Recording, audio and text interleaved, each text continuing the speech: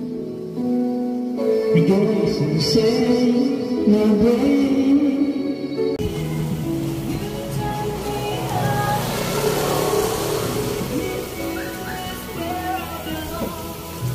Ano yun, makakapasok kayo doon sa ano?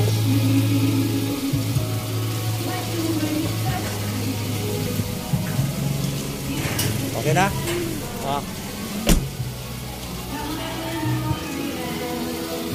Hello po. Ang pagtatapos ng K-12 ay hinubog ng edukasyon. Para manwelva po uli, may mga takdang araw upang magtipon-tipon para ipagdiwang ang natatanging tagumpay ng mga mag-aaral ng K-12. Sa loob ng mahabang panahon, kayo ay nagsumikap upang may sa katuparan ang inyong mga pangarap at makapagtapos sa inyong mga pag-aaral. Ngunit hindi ninyo dapat kalimutan na ang inyong mga tagumpay ay bunga ng masigasig na pagtitiyaga at pagsisikap. Dahil sa inyong pagpupursige, naitayo ninyo ang pundasyon upang maabot ang mga pangarap at magkaroon ng maayos na kinabukasan. Kaya sa ngalan ng K-12, nagpapasalamat ako una sa Panginoong Diyos, sa lahat ng mga guro at magulang o sa mga tumayong magulang na sumuporta sa ating mga mag-aaral. Sila ang mga tagapamulong na nagbigay sa inyo ng mga kaalaman at kakayahan upang harapin ang mga hamon ng buhay. Ngayon, kayo ay handa ng humakbang sa bagong yugto ng inyong buhay. Kasama niyo ang mga kaklase at kaibigan na naging bahagi ng inyong mga alaala sa loob ng K-12. Ngunit hindi kayo dapat matakot sa mga pagbabago na darating, dahil kayo ay hinubog ng edukasyon upang maging handa sa mga hamon na ito.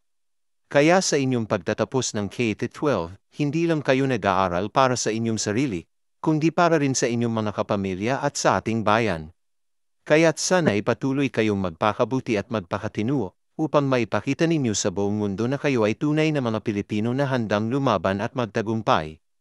Maraming salamat po at magandang araw sa ating lahat. Ingat po palagi. God bless po. Hello po.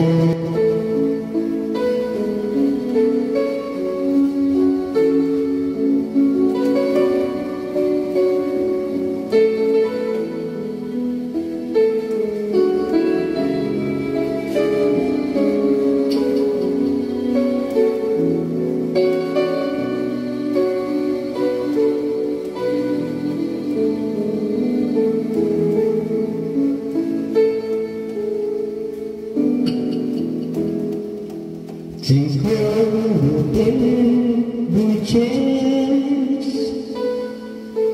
to turn it back to Saturday your friends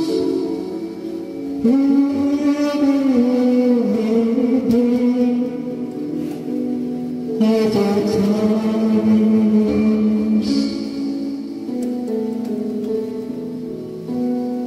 Rejoice and say my way,